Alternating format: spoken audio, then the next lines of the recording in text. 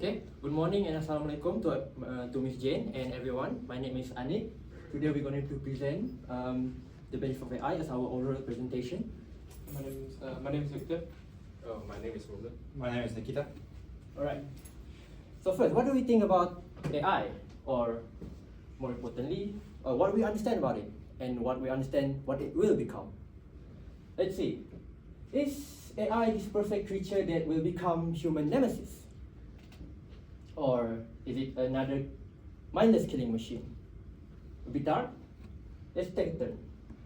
Can we consider AI as our friends? And will AI ever see us as their friend? I like this question because it challenges our understanding of AI via movies. But unfortunately, movies got it wrong most of the time. Let's see what did it wrong. First of all, exaggeration. AI is sentient and too powerful, and they can understand human language. They're capable of really high intelligence, but the truth is they don't. They will do as they are programmed. Secondly, AI in movies is oversimplified. It's easy to hack and not subjected to practical limitation. And this is obviously not correct because AI is built with security in mind, and you cannot just hack it with a thumb drive.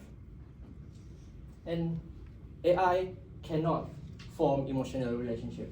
This is very, very common in media, but the truth is emotion is a biological response, and AI is not capable of such feature. Alright, now we get all the misconception out of the way. Let's proceed with the rest of the presentation. Ronan? So, alright, I'll be taking your time. So I'm Ronan. So I'll be going on for our topic for what this presentation is about. So we are here just to argue what is supposed to be an AI supposed to be beneficial, and we are hold against some evidence and why you support that AI is supposed to be a benefit. Next.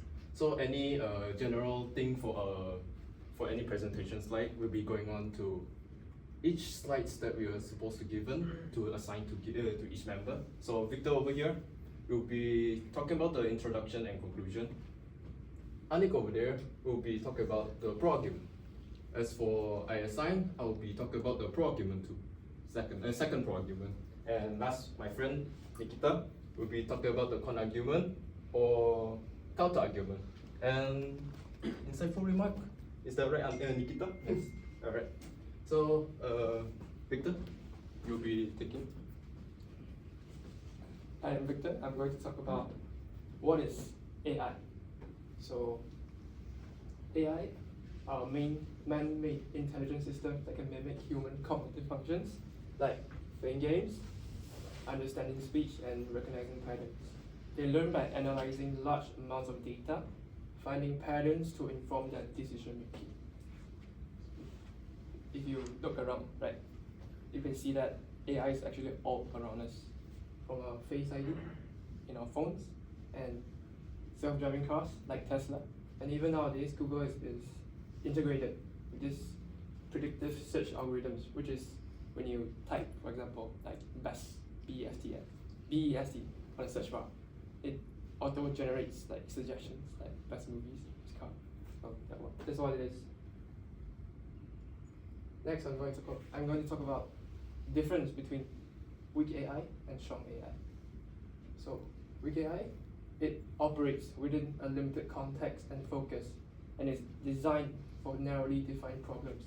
For example, a virtual assistant like Siri, it operates within a limited context like voice commands, browsing the web, and it cannot help you with general stuff like taking photos or videos. So it's designed for narrow problems. Next is specialization. Weak AI it's designed to stimulate human intelligence for particular functions, while is mainly focused on performing a single task very well. For example, a language translation app, its main function is to translate text from one language to another. So it doesn't engage in tasks beyond this specific problem. Next is constraint. A weak AI system operates under limitations and constraints, and they may struggle with tasks that's beyond its designated functionality. For example, like a self-driving navigation system. It operates fine under routine and normal driving scenarios, but it may struggle when faced with like complex situations like extreme weather or unconventional road signs, and maybe even unpredictable variables in construction zones. So due to all these reasons, a weak AI is not feared because it operates within limits and it is designed for well-defined tasks while being transparent in its functionality and has constraints. Next, I'm going to talk about what strong AI is. So, strong AI can solve complex problems easily because it is designed for human intelligence. For example, IBM Watson's Deep Blue chess program. This chess program, right, it demonstrated exceptional problem-solving skills by defeating this world chess champion, Garry Kasparov, in 1997. So, it really demonstrated how good it is by showcasing it can analyze numerous potential moves and outcomes. Next is its cognitive abilities. A strong AI possesses a full set of cognitive abilities and it is comparable to the broad capacity of the human mind. For example, OpenAI's ChatGPT. It can understand human text and even compose poetry and engage in conversations. So it really has a deep understanding of the human context and language. Next is versatility. A strong AI is very versatile. It can be applied to any task and it is not limited to a specific context or set of tasks. For example, imagine an advanced robot that can help doctors analyze, diagnose disease, illness, or predict market trends, and maybe even generate music or art. This robot isn't limited to one job, and it can switch between tasks easily, so it's very flexible and versatile. So due to all these reasons, right, there are concerns about the potential risk of strong AI, and there are even debates about whether there should be limitation on the development of it. All right. Now, of course, thank you for Victor for laying the foundation of our new understanding. Now, I would like to argue that AI is a benefit actually. So, I will bring your attention to this part of the world. This is Sub-Saharan Africa. Why am I talking about this part? All right. Let's see. Research concluded that Sub-Saharan Africa is in deficit for 4.2 million healthcare workers. How much is it? Let's put it into comparison. In America, there's at least 24.8 doctors for every 1,000 people. The number is 18.9 for Europe. All while Sub-Saharan Africa is standing at heartbreaking 2.8 doctors for every 1,000 people. Now, we see the problem? Good. How can we bring AI to the solution? This is Bill Gates. He announced that from his foundation, Bill and Melinda Gates, he invested $30 million in new AI platform in Africa. And he claimed that AI can reduce workload for healthcare workers. This including a lot of mundane tasks, a lot of documentation, a lot of reports that can be done with AI. Next, it can reduce death rate for children. There are over 5 million children in Africa under the age of 5 who died because of disease. And AI can help to determine if the child need treatment or not. And lastly, it can speed up vaccines and drug discoveries that can help even more people. Now, this part is specific to Southern Africa, where, well, for better or worse, we don't really care about too much, but it does help progress the development. Now, we see what's the effect of AI in much more global scale. First, diagnosis with high accuracy. Research in Stanford University concluded that AI have higher accuracy in diagnosing skin cancer compared to licensed dermatologists. Secondly, AI can increase surgical precision with help of robotic and real-time feedback. It can help to operate with precisely with fewer problems and promote faster recovery. Next, virtual nursing assistant. 60% of patients said that they are comfortable with AI answering their question and fulfilling their nursing need. And next, efficiency in healthcare diagnosis. According to Harvard Public Medical School, AI can reduce medical costs up to 50% and increase its effectiveness by 40%. And what is the main key point of this slide is we can see that AI can extend the capacity and capabilities of doctors and nurses that help us.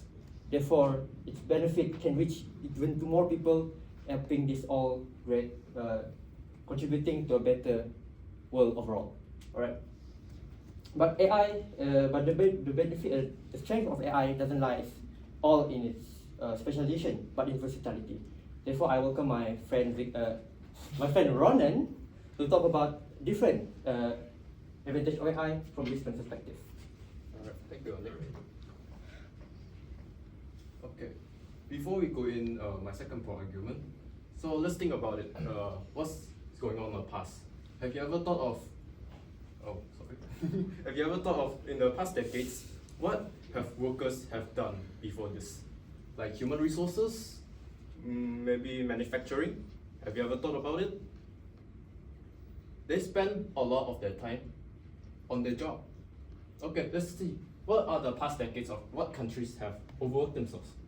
You have like Greece, of the whole global thing, 11.2% has overworked workers. We have India, we have 13.6. We should also have Indonesia, also Southeast Asian, of 14.3%.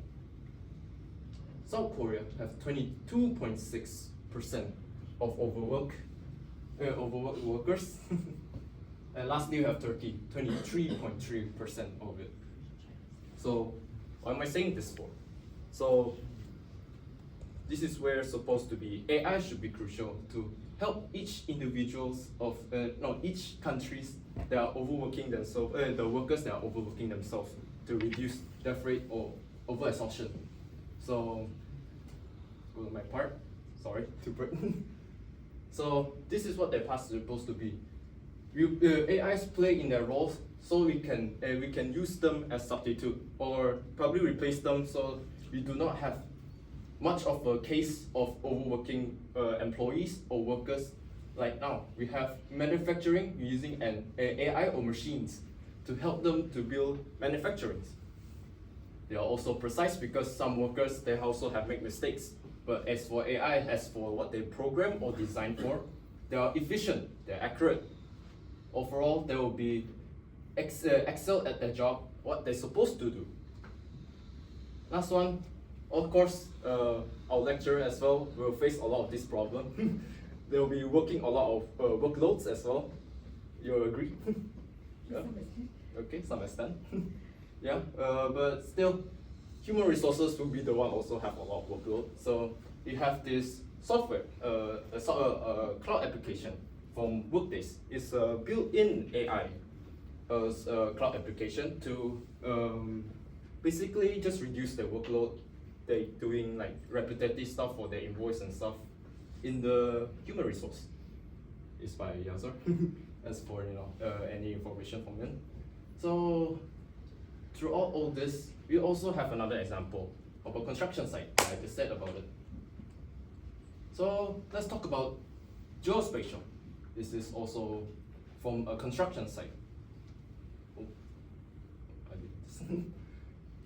So look at this little fella. It's actually an AI machine built in the US. What they excel, they build. They basically just help reduce the workers' human labors, like walking around just to analyze all the map, and basically just to see what their progress for the construction site. So in case of any danger or any caution, for any being cautious. So yeah, this is where AI is supposed to play. They basically scan around the area and just giving information. And also they're giving image for the workers. So not much information about most of it because that is what they're supposed to be as they design. There'll be more developing as I heard from the article. So before I close up my second argument, I will be sharing some authors what they have thought about an AI. We have Mr. Byrne. That just said it. And he has shared that AIs he state a fact that AIs are better doing at tasks that requires precision or calculation. We have Ahmad over there, is a professor of a university. He says that despite of AI is not a miracle maker, they're additional beneficial to our human life, like most of us will have. We all use AIs. So that's the most I can say.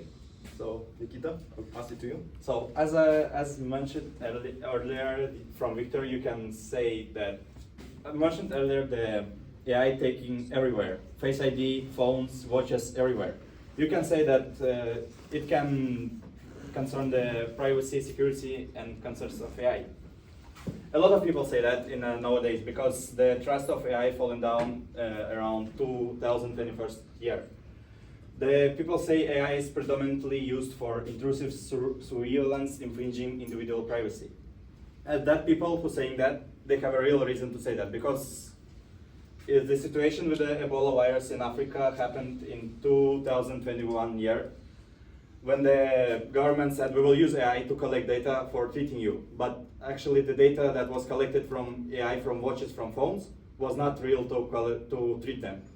Just for collecting data and analyze how much people suffered from Ebola.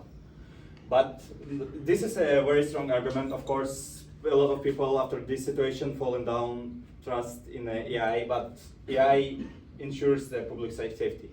For example, as the simplest example, we can take the street cameras. Street cameras that supports AI because not to collect all the data, but only the data when something happens. You can say it also can destroy the privacy concerns, but the government nowadays have a special software that will analyze which data you can use and which cannot. And this is one of the reasons why we need to trust in AI. And the second reason is the new ethical norms and legislations are being developed. As you see, the GDPR, General Data Protection Regulation, they developed the special form FIPS. FIPS, it's a kind of software that have 4 steps of identifying is it legal information to use or not. So if your information from AI go to the FIPS and it don't pass, the government are not allowed to use. So because of this, you will know when the government wanted to use your privacy information or not. So in conclusion, right, we can say that AI is a double-edged sword. So rather than just outright labeling that is bad, we should understand it so we can use it better. So what can we do to combat AI pessimism? First, the role of us individuals. We should stay informed, educate ourselves about technologies and their real-life applications. For example, we can follow tech news or even follow AI expert on social media to keep up on AI. Next, we should promote AI literacy. We should share accurate information and resources to help others understand AI better. Next is embrace learning. We should, for example, older generations, right? They may not have kept up with the rapid pace of technology advancement. So by embrace learning, keep on learning, they can bridge the generation gap between young and old. Evelyn? Alright, go on. Role of governments. First, regulations. They should develop good regulations that ensure ethical AI development and deployment. Next is public awareness campaign. They can do this to educate the public about the benefits and risks of AI. Lastly, support research. They can allocate financial resources towards research that's related to AI. For example, grant, scholarship, permits to students and researchers or institutions to encourage them to study more about AI. Prediction. So our prediction from our group for AI in future. AI will be commonly used in future. Nowadays it's actually commonly used, but in future it will replace a lot of workplaces. A lot of jobs will be replaced by AI. For example, the jobs like teachers, like translators, like drivers can be replaced easily. But it's not a real big problem because whenever AI replaces one job, it creates 2 new jobs. Because how brilliant AI wasn't, it needs a human resource. It's not a human brain.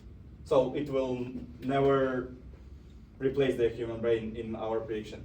And also uses for prediction. Actually now, as again mentioned earlier, the Google prediction is nowadays the latest form of it. In the future, it can predict, for example, behavior by actions, the customer behavior by actions, what he buy, what he do, what his react for the buying. And finishing our presentation, we have an insightful remark. AI is a beacon of innovation, holds the promise of transforming industries and improving lives. The key lies in steering its development ethically, ensuring that its benefits are harassed and responsibly for the greater job of humanity. That means the AI can be advantage and disadvantage. It's according how we use it. For example, if a lot of people will use it for innovations, it will be of course good. But in a work, there are people who will use badly. So in this case, the AI can be a big disadvantage for the future work. So thank you everybody for paying your attention, and on this point you can ask any questions that you have during the presentation.